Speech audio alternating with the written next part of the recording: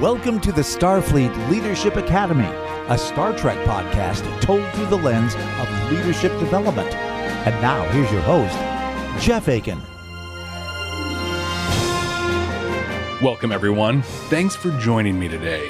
Been a while since we've had a Discovery episode, and we really get into the stuff in this one. Season 1, Episode 4, The Butcher's Knife Cares Not for the Lamb's Cry. Michael Burnham is an official member of the Discovery crew, uniform and all. Tilly comes into their quarters and she's got a package. It includes the last will and testament of Captain Giorgio. She starts to open it and then realizes that she just can't do it, so she tucks it away. On her way to the bridge, she runs into Saru. Saru is wearing the position of first officer very well. He doesn't agree with Lorca bringing her onto the crew, but he's going to work to make the best of the decision. He very much still sees her as a threat, though, and we see his threat ganglia. In this tutorial, we'll cover what nerve ganglia are, including where you can find them and what they do. Little kind of hangy things that pop out of the back of his head whenever he senses a threat. She tries to assure him that she's not a threat, but my ganglia remain unconvinced. Saru, again, is gentle with Burnham, but firm in his messaging. He does not support Burnham being on board at all. If you make some assumptions here, though, this really is perfect. First, he leverages his relationship with her to just be brutally honest. I mean, he's not playing nice at all, but he's also not being mean. It's actually a great example of telling someone that you don't have any respect for them, but in a very respectful manner. Second, and here's where the assumption comes in. While he doesn't want her here, he's going to work to make it all work out. I'm assuming that he and Lorca discussed this and that Saru expressed his concerns about it then. Lorca may have heard, and well, he might not have, but when Saru left that meeting, it was clear that Burnham was joining the crew. Even though he didn't agree, Saru supports the decision and is going to help make it a success. You know, I hope that something like this has happened to you before, because if it has, that means you have diversity of thought on your team and people are willing to express their disagreements. In the end, though, a leadership team has to be unified in their direction. So you're in a meeting and the lead person has an idea, maybe a new mandate or something that needs to be enforced with staff. Thing is, though, you don't agree with it. Now, assuming that leader has created a safe space for people to express differing ideas, you do. The team discusses it, and at the end of the discussion, the consensus is to do what the lead initially proposed, let's say. Now, you still don't like it, but you're a member of a functional leadership team. So once you leave that discussion, you own that idea like it's yours. You work hard to make it successful. That's what a functional and successful leadership team looks like. They reach the bridge, and it is pandemonium. Red alert. They're in a firefight with 2 Klingon birds of prey. Things are looking pretty bad. And just when it looks like they're about to be destroyed, the simulation ends. We're all dead. Lorca just lays into him. Very nice. Very polite. He demands perfection from the crew and explains what a powerful weapon Discovery will be because of its spore drive. But he also points out they're going to be on their own. They're going to get there first, but that means they're not going to have any backup. Landry tries to move things along, but Lorca, well, he gets one last dig in. We'll do better next time, sir. It will be hard to do worse. Hey, nothing more motivating than being told you're terrible, right? Well, here's the thing, though. I mean, he's not wrong. The tactical situations Discovery will find itself in they're exactly how he described them. They'll jump right over the Klingon homeworld, for example, alone. I mean, yeah, backup might be on the way, but it could take hours, maybe even days for them to arrive. How often in the original series or even TNG did we hear, we're the only ship in the area, backup is days away? But really, do you think there might be more effective ways to motivate the crew? Because Because I sure do. Point number 1. This is neither a military ship nor a military crew. With the exception of Landry, we've been told this is a scientific vessel with a crew of scientists. I mean, think about it. Would Tilly be on a warship at this point in her career? Point being, you have to match your motivation to the situation and to the people. Maybe if he had a crew of military personnel that were trained and drilled for these scenarios, this would be an effective way to light a fire under them. But they're not. I imagine for some on the crew, they've never been in combat before, and these drills are great for progressing through that. But to be put in a situation you neither trained nor even signed up for, and then to get mocked and berated for not doing well, that's just poor leadership. So tell me, how would you motivate this crew in this scenario? What techniques, what strategies would you use? Me? Well, there isn't time to coddle them, and there's not really time to sit with each person and have a good conversation with empathy about your expectations. As we'll see shortly, they get called into action at the snap of someone's fingers. So me? I'd go into full coach mode, Herb Brooks coach mode. Who's Herb Brooks, you ask? Well, Herb Brooks coached the 1980 U.S. men's hockey team to victory against the very dominant Soviet team. It was the miracle on ice. He painted the picture for his team that, yeah, the Soviet team is great and likely would beat the U.S. team most any time, but not this time. He showed them that victory was possible, and it was possible because of the contributions of each member of the team. Great moments are born from great opportunity. And that's what you have here tonight, boys. One game. If we played them 10 times, they might win 9, but not this game. Not tonight. You can hear the whole speech in the 2004 film Miracle. It's a great movie. I really recommend it. But what he does here is really the approach that I would take. Explain what success looks like and then paint that picture for them. Set the expectation for success and what it looks like, and then motivate and inspire the team to reach and achieve that. I'd provide the tools much the same way Lorca does. Drills, exercises, scenarios, but I'd give feedback in a constructive way. I mean, I think it's okay to drop the heavy stuff on them. We're all dead. But then tell them how to do better. But telling them they're terrible and then walking away? That's what I'm looking for, and I don't see professionals. I see amateurs. I see trash.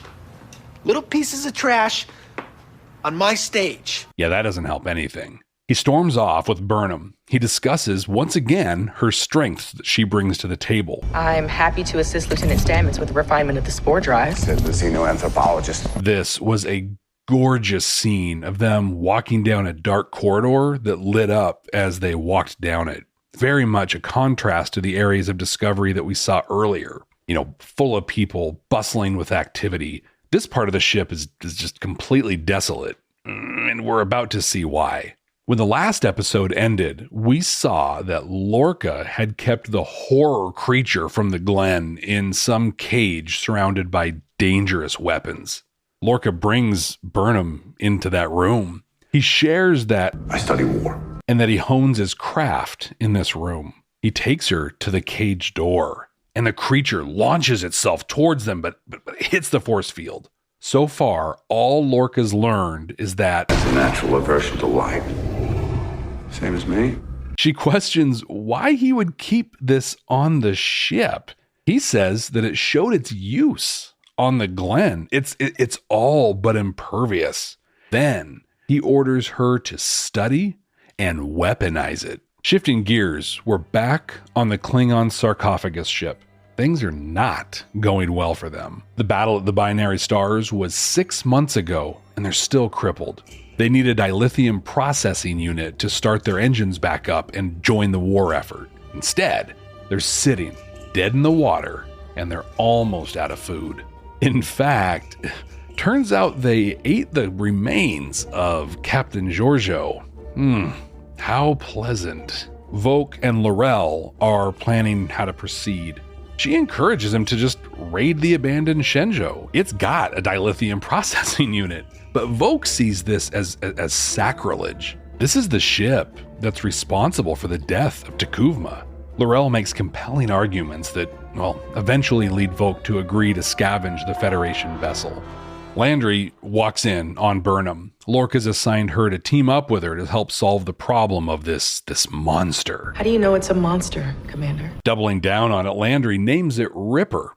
Burnham explains it appears to be closely related to a tardigrade, which is a docile creature, and it can withstand almost any environment. She continues to speculate about what it is and how it came to be on the Glen. But Landry is all about the mission, weaponizing this thing. But Burnham just doesn't see it. And she says that its biology suggests it's not violent at all and would only attack in self-defense.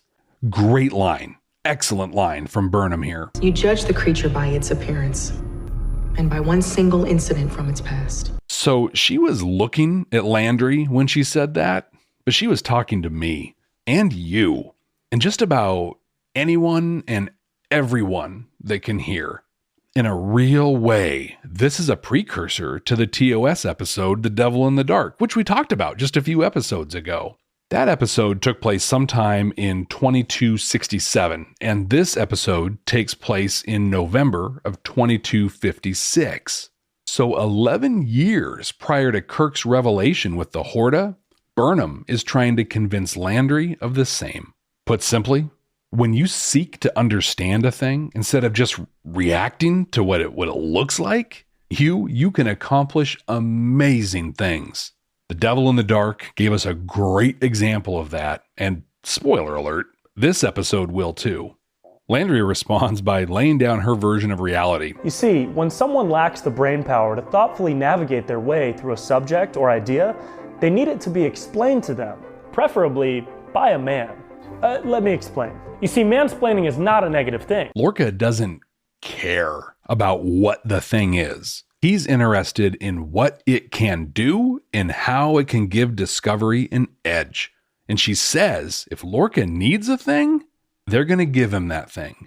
Period. In his ready room, Lorca is contacted by Admiral Cornwell. A critical dilithium mining colony, Corvan 2, is under attack by the Klingons. And, almost as if I saw this coming, the closest Federation ship is 84 hours away, and the colony has less than 6 hours to survive.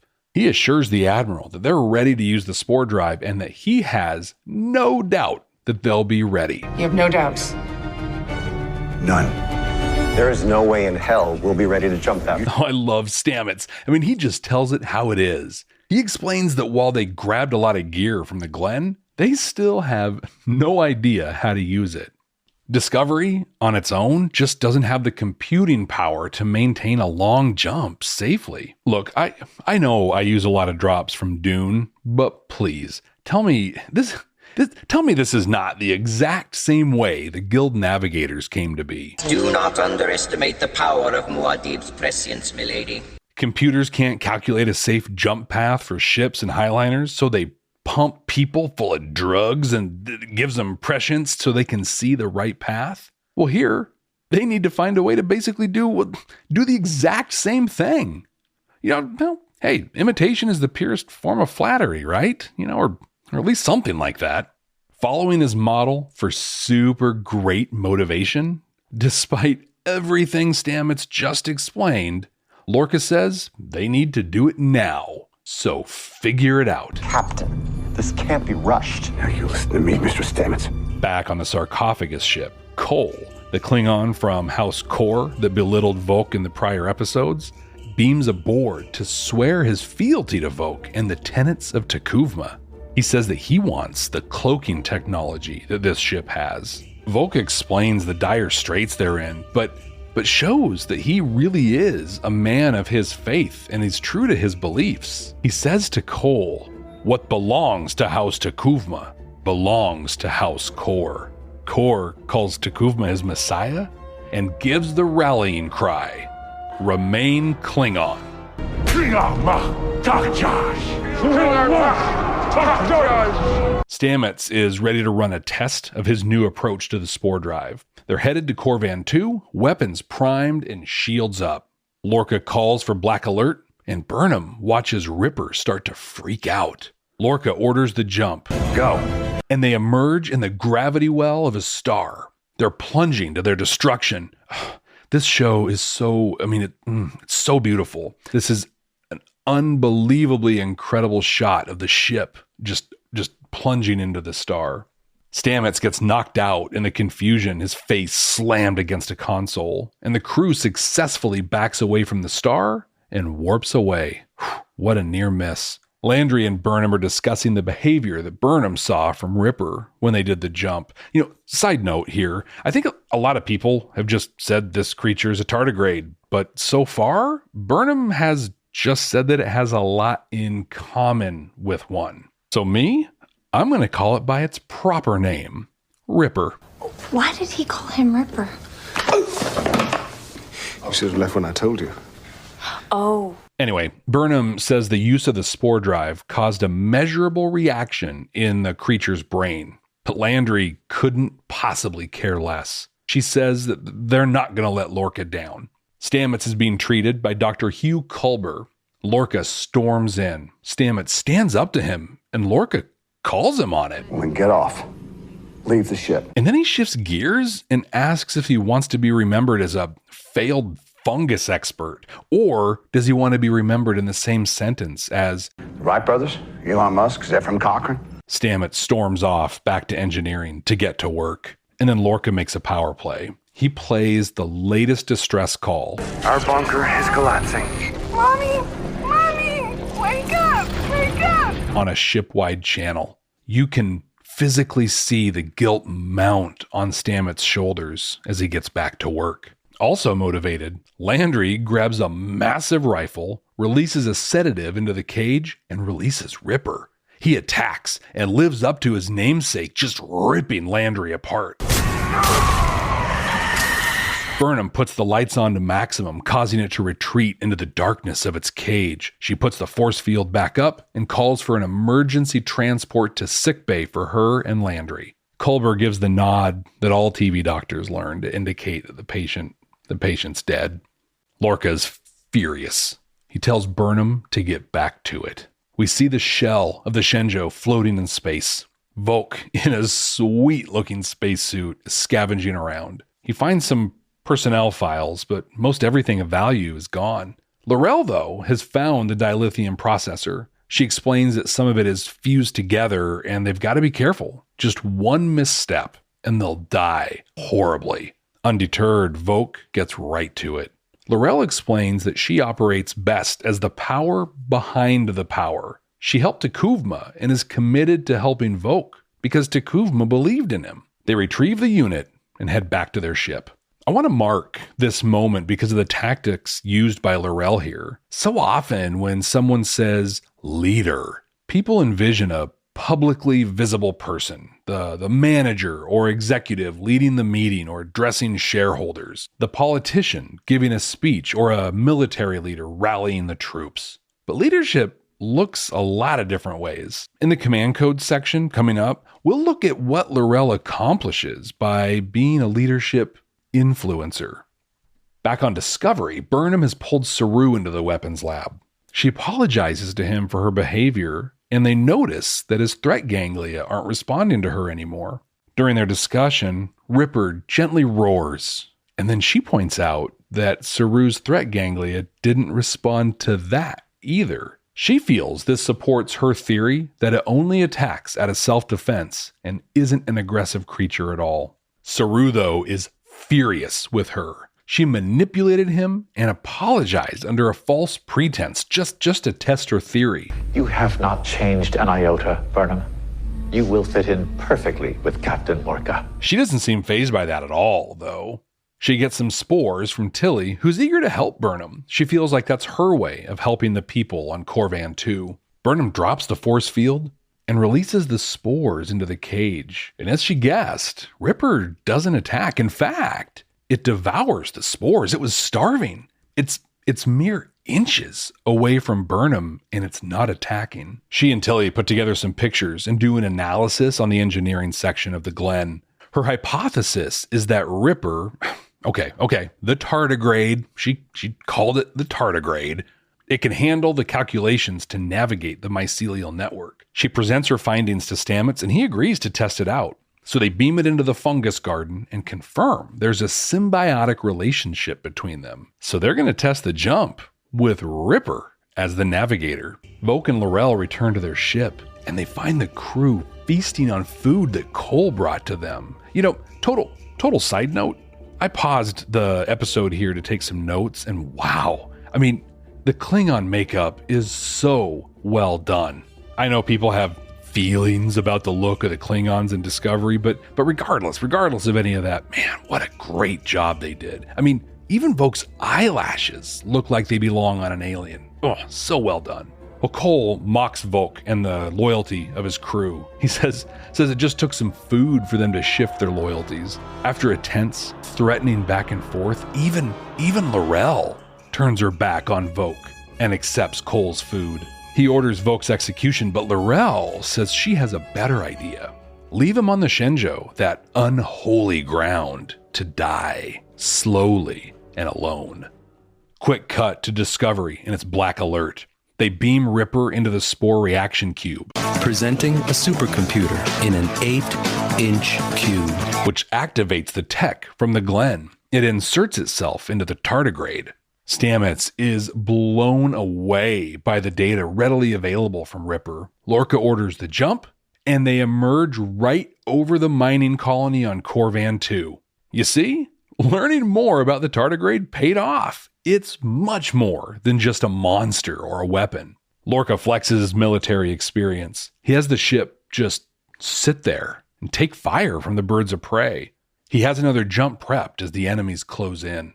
Saru and the bridge crew are freaking out, and Lorca waits longer, and then he orders the jump. They leave some depth charge kind of things that destroy the attacking birds of prey. The colony is saved, and no one knows who or how they were saved. The spore drive remains a secret. 2 self-satisfied smiles here. One from Lorca, he knows he just pulled something off that people will talk about for a really long time. And one from Stamets, well, kind of for the same reason. Burnham, though, being the pragmatist that rains on everybody's parade, isn't celebrating. In fact, she sees the real damage they caused. Ripper's in pain, serious pain. She contemplates that as we join Voq alone on the Shenzhou, where he's been left to die. He's dejected. He's angry. He destroys the personnel records you found, specifically when it's displaying Michael Burnham. Slight spoiler, maybe. Just remember that little point. At his lowest moment, he's staring into the holographic eyes of Michael Burnham. As he watches T'Kuvma's ship, his ship, warp away, he knows his faith is being tested. He says, "My faith tells me this is not the end." He repeats this as L'Rell beams in behind him. He attacks her, but she's able to beg him off. She says that she only has a moment, but she has a plan that will unite the houses just as T'Kuvma preached. But, there's always a but, isn't there? It'll require great sacrifice from Voq. She tells him to go to the house of Mokai, and they will prepare him. He asks what he must sacrifice, and she says, everything. Burnham's tending to Ripper. He's hurt. He's miserable. She offers him some spores. Brought you the good stuff. And apologizes to him. Back in her quarters, Tilly celebrates her success. Seems like you're going to have another reputation to get used to. She encourages Michael to open Giorgio's will, and then she leaves the room. And Michael decides to open it. And we're greeted with a hologram of Giorgio delivering a message. I imagine you have your own command now. The captain of your own ship. Yeah, I suppose she didn't have a chance to update that during the Battle of the Binary Stars, huh? Well, she delivers a beautiful message to Burnham. And there are takeaways here for us, too. The best way to know yourself is to know others. And keep your eyes and heart open. Always. And take good care. But more importantly, take good care of those in your care. She leaves Michael with her telescope, which has been in her family for centuries, so that she can follow her cause, exploring and investigating. This is where Season 1 Discovery really gets its legs under it. We've established the Discovery crew and the ship. Burnham is finding her place, and the Klingon threat is taking on the more galactic feel it was meant to have. I feel like the prior episodes were all necessary buildup to get us to here. So what do we have? Well, a wildly dysfunctional crew with an aggressive tyrant as the captain, a ship with the near supernatural ability to suddenly appear anywhere in the blink of an eye, Michael Burnham stepping into her role as a tortured prodigy that seeks to understand despite her reactionary approach in the opening episodes, and a Klingon threat that appears to now have centralized leadership and cloaking technology. I love it. Now, I am really enjoying the character of Lorca. I mean, on one hand, he's really just the arch villain that happens to be your superior officer, but he has these flashes of brilliance. In the last Discovery episode we watched, I praised his ability to enroll Michael in his vision for the ship. In this episode, it's brief and it's totally couched in threat, but when he tries to get Stamets out of sickbay for just a second, he actually tries to build him up and inspire him. He compares him to the Wright brothers, Zefram Cochrane and Elon Musk. Fun story on the Elon Musk mention. Apparently, Jason Isaacs just dropped that in, ad lib, hoping that Musk would give him a free Tesla. Hope it turned out well for him. Now, of course, before he compared him to such greats, he told him to get off the ship, and afterwards he played that horrific distress call from the colony to drive his point home, but still, he had a moment. Unfortunately, this episode kind of suffered from one of my complaints about Discovery. If you weren't directly involved in Burnham's story, you really didn't get a lot of screen time. But that's what we can come to expect as the series continues. I mean, they do have some excellent character development later on, but it really takes some time to get there. And they killed Landry? I mean, seriously? I mean, she's an awful person, and in my opinion, the perfect example of everything a Starfleet officer shouldn't be. But she's also kind of great. I don't know. I was just super disappointed she went so quickly. And we got to meet Admiral Cornwell, an incredible character in Star Trek. I am really excited to see more of what she offers as the series continues. And I think it's going to be really interesting to see how things progress with Ripper. You know, when TNG first came out, they planned on having dolphins and whales as crew members. Turns out that, well, especially in 1987, that would have been prohibitively expensive, so they dropped the concept. But maybe having Ripper as the spore drive navigator will be their chance to do something like that. Maybe. The Starfleet Leadership Academy is supported by listeners just like you. Click the link in the show notes to support the ongoing production of this podcast. Command codes verified. They say the absence of a thing can often be just as instructive as the thing itself. And we absolutely had examples of that with Lorca in this episode. He was aggressive, insulting, dictatorial, and, well, just plain mean. Man, that's just mean. But the sad thing is, it worked. He berated his bridge crew, personally insulted Stamets, weaponized a distress call, and they were still successful. But they were only successful in the short term. We're 4 episodes into Discovery, and they just had their first big win. But was it Lorca's leadership, or was it the skill of the team that brought them that victory? I mean, honestly, I would say the team succeeded in spite of Lorca's leadership. Burnham's assignment was to weaponize Ripper. That cost Landry her life. Ignoring the mandate, which, by the way, is a real pattern for her, Burnham learned more about the tardigrade and its capabilities. Then she was able to convince Stamets that its capabilities were related to the spore drive and could possibly be their solution. Had all of that not happened, the ship would have failed and the mining colony would have been lost. The execution of his strategy at the colony was chaotic. It was dangerous. I mean, he'd been taking the time to drill the crew. You think he could have told them he planned on using the ship's defensive systems to lure the enemy ships into range so they could jump out and blast them out of the sky? Yeah, I think he could have. In fact, that would have all but eliminated the chaos and panic among the bridge crew. For all they knew, he was sacrificing the ship and them for something.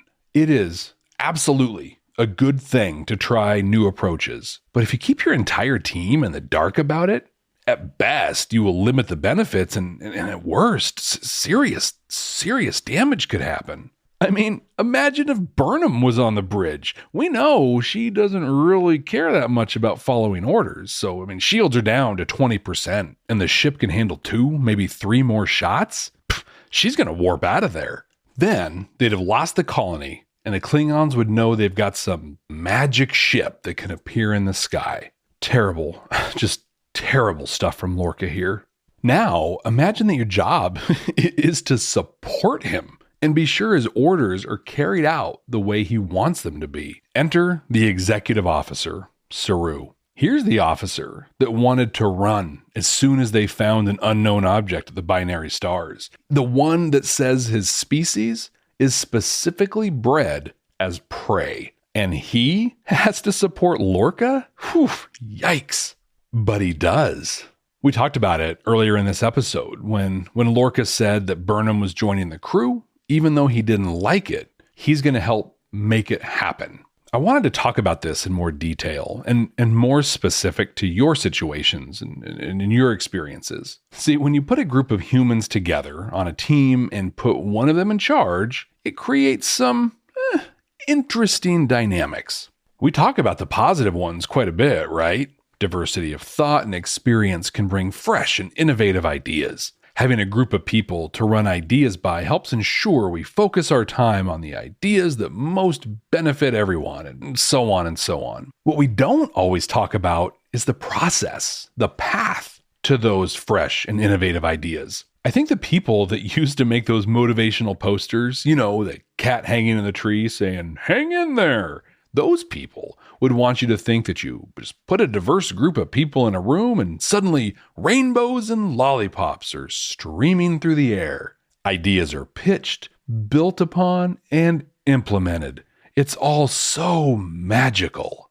But it isn't. I mean, sometimes it gets ugly. Not always, for sure. But I want to illustrate that spectrum between rainbows and lollipops, all the way to chairs getting thrown and tables being flipped and everything in between. Ideally, you walk into a meeting to discuss implementing a new mandate or something like that. You share your ideas, others share theirs, and you all work together to filter through the thoughts and bring it all together into a plan of action that everyone contributed to and feels good about. And honestly, I believe that can and does happen most of the time. But there are times when your ideas aren't welcome, when the boss or maybe even their boss or HR, and it's always HR, by the way, has a my way or the highway approach to it, and that's the end of it, right? Regardless of which end of the spectrum you experience in the meeting, there are 2 rules that simply cannot be broken if you want to be an effective leader. 1, voice your opinion. Fight for it if you can. Be compelling and work to bring others to support your opinion. But do that behind closed doors. That's for the meeting. It's not for the floor, and it's not for all of the team. Which brings us to rule 2. When you walk out of that meeting, whatever idea was the final decision, you own that as if it were your own. You don't complain to colleagues or to staff that it was a bad decision. You don't tell people that are upset about it that you don't agree with it. You own it. And then you go back to 1. Behind closed doors, you voice your opinion. And maybe now you have real life examples of the negative impacts. And those examples can strengthen your case. But 1 always leads to 2, and 2 can lead back to 1. Remember that. Now, that's not the end. If it's a truly bad decision and it's causing harm of some kind, yeah, you escalate it. And I mean it when I say you fight for your opinion, but also be reasonable about it. Just because you disagree with a thing doesn't mean it's an objectively bad decision. Quick story. In the early 2000s, we had to lay off some people. It was awful. We were in a union environment, and the rules process for all of this were clearly spelled out in the collective bargaining agreement. Now, I was new to managing an organized workforce, and I didn't understand how a CBA worked. When we got the news from HR, see, I told you, it's always HR. Obi now has the floor, and he is going to try not to screw this up like everything else in his life. That we had to do some layoffs. They identified the people that were impacted per collective bargaining. Well, I disagreed. One of those people was super talented. Like we were lucky that they chose to join our team kind of talented, like next level. But because they lacked seniority, they had to go. I was so naive. I put together reports, cost benefit analysis. I wrote incredible talking points to make my case that we should keep this person and put one of our lowest performers in their place. Now, if you've worked in this environment before, you know what comes next. I was shot down, and not because I had a bad idea, but because the rules for this were clear. Once I understood that, I not only owned the decision when all was said and done, but I was also one of the people that delivered the news to those affected. And at no point did I tell them that I disagreed with them being laid off. I was sympathetic. I listened, but I didn't try to make myself feel better by telling the one person that I fought to keep them on board. Now, if it was a different situation, like a non-union environment, and I was given the list of people being affected, I could ask more questions, fight for my opinions. I could even escalate to HR if, for example, my boss said they wanted to lay off a person because of a protected class or something like that. And sorry, I've been pretty unfair to HR for the last couple minutes. All that to say that there's situationality to this for sure. But generally speaking, Rule 1, voice your opinion behind closed doors. Rule 2, own the decision as your own when the meeting is done. Now, can we talk about Laurel a little bit more? The power behind the power. What I appreciated in her was the demonstration that you don't need a title, and you don't even need the spotlight to be a leader. She's supported both T'Kuvma and Voq in their holy visions. She provided counsel that's helped them both. But she's also in a position to advocate for her own ideas and others' ideas as well. Through her influence, she can shape policy. She can shape the direction they move, and she can shape their response. When you've developed expertise in an area and you have the respect of others, influencing others can almost seem natural. Your opinions are taken seriously, and people tend to pay attention to what you have to say. But you can work to build your influence regardless of your expertise level, your experience, your position, or your title. It takes time, but it's possible. You must first build trust with and around your team. You do this through consistency and in being reliable. Be an excellent listener and take action based on what you hear. And ultimately, develop relationships with the people you work with. The activity of doing these things will help to build your influence. Jason Demers wrote an article for Inc.com that focuses on this really well. Check out the link in the show notes to read it for yourself. And finally, Giorgio is amazing. Could you imagine working with or for someone like her? I mean, I would feel invincible knowing that she was supporting me. In a short message, she opens Burnham's heart so she can see who she really is. You are curious, an explorer. Then she points her in a direction to build success for herself. Take good care, but more importantly, take good care of those in your care. And then she forges a personal connection that goes beyond words. Know that I am as proud of you as if you were my own daughter. So good.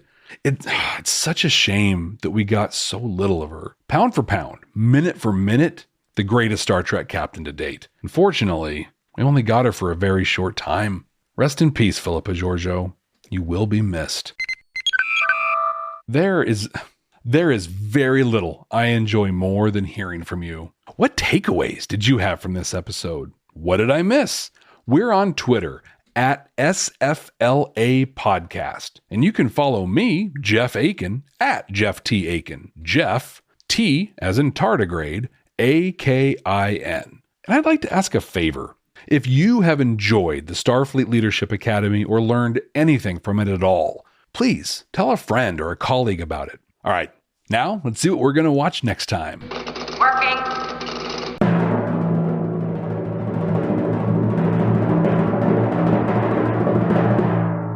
Oh yeah, Season 5, Episode 25 of Deep Space Nine, In the Cards. A super fun episode that not only brings baseball cards into the Star Trek canon, but also features Jeffrey Combs as Weyoun.